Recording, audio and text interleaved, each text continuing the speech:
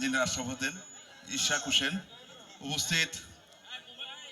উপস্থিত আমার ছাত্র বিএনপির ভবিষ্যৎ কান্ডারি, ছাত্রদল কেন্দ্রীয় নির্বাহী কমিটির সাবেক সাধারণ সম্পাদক, উপস্থিত জাতীয় নির্বাহী কমিটির সম্মানিত সদস্য ইকবাল হোসেন শ্যামল, উপস্থিত জামাল আহমেদ চৌধুরী সাহেব, সাবেক মেয়র কুদ্দুস সাহেব এবং ফাইজুল চেয়ারম্যান সাইফুল ইসলাম পলাশ সহ নেতৃবৃন্দ, মোহন, আবুকর ভাই, ইয়াস কমিশনার সহ সকল নেতৃবৃন্দ, আসসালামু আলাইকুম।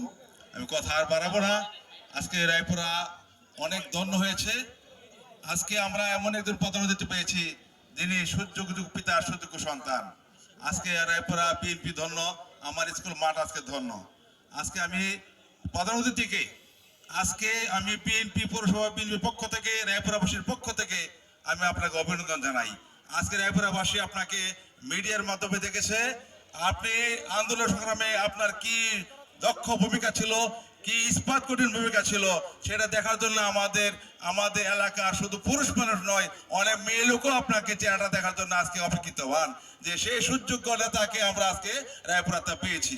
এই জন্য আমি আপনাকে রায়পুরাবাসী সকলের পক্ষ থেকে আপনাকে অভিনন্দন জানাই, ব্যক্তিগত অভিনন্দন জানাই।